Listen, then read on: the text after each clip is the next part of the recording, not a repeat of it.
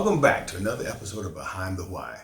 Today we're going to be talking about some of the current events and the coming storm. Ooh. It's coming. Yes, it is.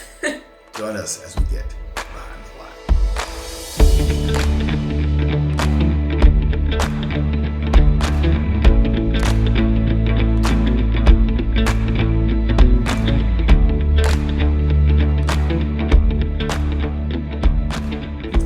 Before we do that, I want to thank you guys who have been supporting the channel and who've been with us all this time. We just want to thank you and how much we appreciate your having done that and standing with us in this as we try to get these conversations out. I want to thank you. Go ahead now. If you haven't, like and subscribe to the channel and also share it with those that you think might be able to enjoy joining us in this conversation. Also, there's an exciting announcement coming up. We'll be making it here in the next week or two. But I want to share something that the Lord is doing, and that's going to be open up some door for new ministry and opportunity. To share that with you guys, and so you can pray with us and stand with us and see where we're going to go. But I think you'll be excited because I know I am. Oh, yeah. All right. Ready? Yeah, let's do it. Let's get behind the why.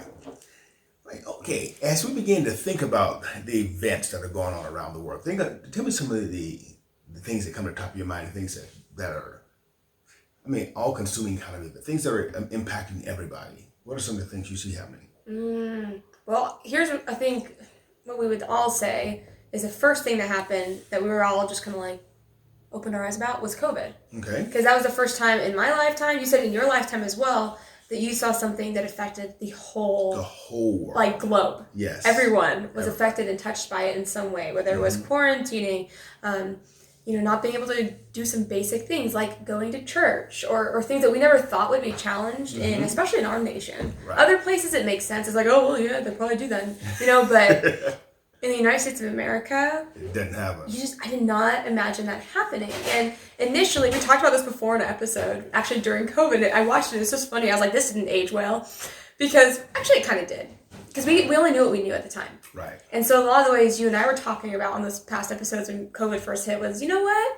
2 weeks to flatten the curve, because everybody was like, yeah, that makes sense. It's reasonable. If it was only reality. If that was the reality. And so we were talking like, don't freak out. Be wise. Don't go hoarding things, But, 2 weeks and then things will get back to normal. And little did we know that the powers that be had no intention of things going back. And even before we were talking about some of the lies, we're like, this doesn't really make sense. Things aren't quite clear, but 2 weeks. And they're still telling the same lies. And so that's the first thing that made me think of like where we saw these, impingements on people's rights and things start to happen in a global level. And then we start talking about, the things with around the world, the impact of things around the world with healthcare and abortion and this new thing with the gender push for this restructuring. And like the great reset thing with the just common sense World things. Economic Forum. This pushing with the electronic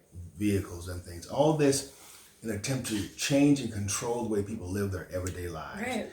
And what that made me think of, especially going back in the backdrop of COVID and how the government did an extreme overreach with its powers in COVID. And controlling and impacting people. Look at our economy today. I know here in the U.S., our economy is jacked up. Just in our household, I was talking about your mother the other day, and our food budget has gone up almost 75%. Wow. Just to get the same things we used to get. Right. It's like, because when you go to the store over time, I think initially there's like this huge jump where it's like, what? But then you also kind of get used to it. But then you realize, wait a minute, no. Because from just a year ago, right, we're spending so much more. Crazy amounts of money. Yeah. Where people now are thinking, wow, gas is only $4.75 a gallon. And you're like, that's not good. Yeah, that's still bad. Yeah, that's not good. It's still really bad. But we think about this, and if we allow ourselves to think of these things individually, they're not so bad. Right. It's like you were talking about the economy. If you look, it just went up this. It's not so bad. But when you look at the cumulative effect, all of a sudden you realize that there's a trend going on here. Right. There's definite movement that is happening. And this is what we want to talk about, is this movement that's happening. There is a very purposeful push right now that is moving America in particular, but the church around the world, moving us to a further and further away from a Judeo-Christian center to a more social center, to a more consumer market. And that's the danger. I think that's something we really need to pay attention to. And I think what you're saying, kind of keeping it focused on the church, 'cause that's what we talk about here. But, you know, because it's always, I'll say this, you know, right? Judgment begins in the house of the Lord. We talked about this. And so God's always dealing with his church. Always. And as believers, we're in this world, we're not of this world. And so we have to look at these things from a Christian perspective. You know, and so anything that happens is not like, oh, that's just a political thing. No, it has implications on your life because it has implications on people. Right. And we care about people.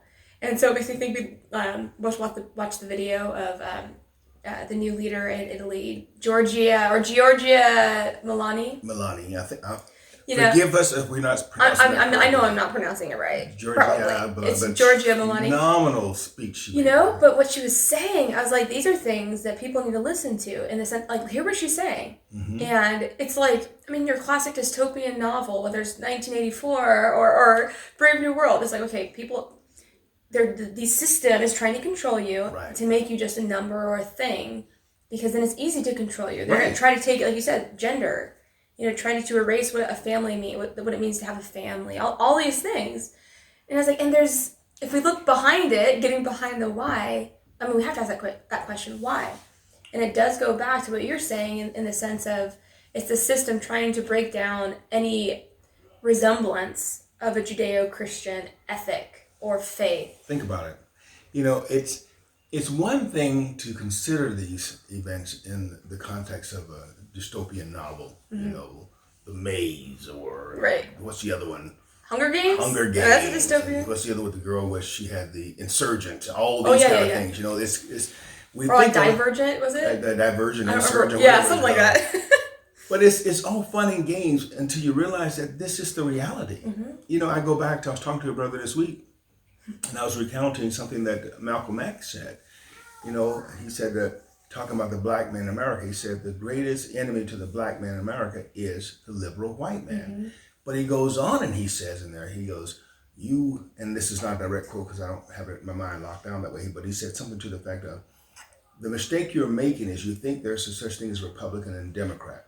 He said, there hadn't been a Republican and a Democrat in this nation for over 100 years. Is what you have here are the elites. And when you think about it in that context, then you understand the concept of the swamp. We always hear talk about the swamp, the swamp, the swamp. And that's why you can look at the presidents in there, and realistic from my perspective, and someone can correct me if you think I'm wrong, but from, if I use Ronald Reagan as one bookend and Donald Trump as another bookend, between those two guys, that wasn't a dime's worth of difference in any one of the presidents that sits in that office. There were moments where some stood out during a time of crisis or something. They emphasized certain things, but the general direction. At the end of the day, we've talked about this before, like how on God's green earth is George W. Bush and Obama, like, you know, acting like best friends. And the Clintons. And the Clintons. I was like, there's something weird about that. When you look at, like, the fundamentals of what they expressed to be their worldviews and the things they stood for, it's like, you really couldn't be close friends with, what does the scripture say? With things like How that. can two walk together lest they be in agreement? Right. And so it makes you scratch your head a little bit because you're like, when you see this agreement at that level, you see them walking in unity at that level, you're going, there is another story going, one that they're not telling us about that's going on. These guys are all chums. As one guy said, and this is not a defense of Trump. People always think we are. I'm not defending Trump. But they said of Trump that he would never be invited to the ex-president's party because he wasn't part of that group. And we start to look at that and you think, all these guys from Jimmy Carter, they all hang in that same crowd. And everybody liked Jimmy Carter, but he was part of that same crowd. And you just look at that and you go, nothing's changing. Right. Nothing's changing. The trajectory of America is still on a downward spiral. We have the immorality being pushed into the mainstream. This whole thing with abortion, and now this thing with gender acceptance and all this other stuff where it's not even acceptance because everybody accepts the fact that there's two genders. Right. It's just the delusion that's associated with it. And I think the interesting thing about this is I don't think that idea is accepted as widestream as they try to make you think. Oh, that's what I'm saying. You know what I mean? They're pushing it because I'm with people all What's the time. What's this new cartoon that Disney has coming out now? Oh yeah, the demon. About the little demon or something like that? Because she has sex with the... No, people are getting that wrong. It's not her. It's her mother. So the main character, she's the spawn of Satan. Yeah, so she's supposed to be the Antichrist. So she's a daughter of Satan. This is bad. Same family. Yeah, I know it's like a pretty perverse show. Yeah, but the whole thing is that it's marketed for children. It's not. I don't know. No, I don't like spreading misinformation about Okay, it. help it out. It's not that it's marketed for children. It's just the fact that anything that is a cartoon obviously gets the attention of children because kids think cartoon, it's for me. And so that's the kind of thing where people are like, it's just like Family Guy. It was never marketed to children, but it's a cartoon. And so I remember going to school and there's always like little middle schoolers who are watching Family Guy with their parents. And it's like, your parents let you watch it? And well, that's my point. You know what I mean? It's not part of that marketing. And that's what I'm saying. So is it marketed to children? Yes. I would say no and yes. Yes and no. All right, Leo DeCio. No. What I'm saying is because, okay, I'll get behind here. Yes, I think Disney is completely nefarious, and I believe they're sick and twisted people. Uh-huh. So I'll actually give it to you. At the end of the day, are they marketing to children? Sure. And how do we? And sure. We know that again. But then again, I would say, getting back to this idea of this coming storm, is that you see this push on the horizon that there is definitely a concerted effort to influence and manipulate the minds of children. Right. And you look at this trend where people who in this country who identify as homosexual or otherwise, right, and back in the 40s is less than 1%, which I think realistically speaking is about the average. But you see the numbers as this marketing has been pushed toward children. Now the millennials is up to like 20% of the population is identifying as homosexual, lesbian, or gay. Millennials are? Yes. Wow. And why is that so? Because I thought that was like Gen Z. Gen Z, millennials, it's all pushed toward that direction. Right. But you see this trend. And you have to ask the question, how can something be so normal for so long? Right. About 1.5%, and then all of a sudden you see a continual trend up. What has changed in society? Not the human creature. We're the same creature we've always been. What has changed has been the marketing. It's the messaging, the marketing. Yes, we're creating a niche in society. And I think it's so funny because I've talked to people, and if you say anything that sounds remotely conspiracy theory, they're like, "Oh, it's just a conspiracy theory." I'm like, "Do you realize that we're living in that world?" Like, it cracks me up that I was looking on Netflix the other day. It's either Netflix or Prime Video. And there were all these movies made about a government-created virus that they put out in the world. So, and I was like, that's funny because we watch movies about it and people are like, oh, that's such a good movie. I'm like, do you realize that I'm pretty sure that happens all the time? All we gotta do is because the government is known for testing on people. You have to ask the question. It's not a conspiracy. What is the government made of? The government's made of people. And people are messed up. What does the Bible say? The heart is deceitfully wicked. And so if you're not submitted to Jesus Christ as your Lord and Savior, you are subject to the father of this world, Satan himself. Right. And no matter which group you're in, if you're not of God, Jesus said again, if you're not for me, you are against me. So what we're really pushing for here is that for those of us who identify as Christians, as children of God, who are you identifying with? Right. I mean, not just what you say with your mouth, but in the way you live your life. Who are you identifying with? You support these world systems. Right. And this is why I was at a meeting the other day. I was talking, and this young lady came in. We're great friends, had a great dialogue. And we started talking about the current trends. And immediately she triggered. And I just looked at her. And she starts talking about Trump this and Trump that. And I was like, well, I'm not defending Trump. However, what you're saying is wrong, because we went from talking about this push of this gender transition to the fact that Trump was in the White House and he had all this stuff. I'm like, wait. And you're like, when did Trump ever push? That's what I'm saying. These ideas? We're just, you got triggered. And so I look at this and I go, too many of the people who identify as Christians really have their affinity with the world. And that's what brings me to the topic of the day, the coming storm. Because one of the things that Peter talked about in his epistle is that there is coming the firestorm. The judgment of God is coming upon the earth. Well, all those who are not found covered by the grace of God, washed in the blood of Jesus, will be judged in their sin. Right. They will be judged and consumed. And he talks about when God pours out his final judgment upon the earth, that even the earth will be purged with fire. And it's going to just be cleaned up. And he asks a very poignant question. Isn't that what people ought you to be? Yeah, what kind of person should you be? You know, knowing that this storm is coming, knowing that God is withholding his wrath and his judgment to the appointed time, for those of us who say we are Christians, what type of person ought we to be? And that's the storm that's coming. The storm of the Antichrist and all that stuff, that's coming. The Antichrist is going to come. That's what the run-up. Now, if you allow yourself to just indulge in the concept of the COVID being a global test, then you understand better that, yeah, this is exactly what the Antichrist is going to do.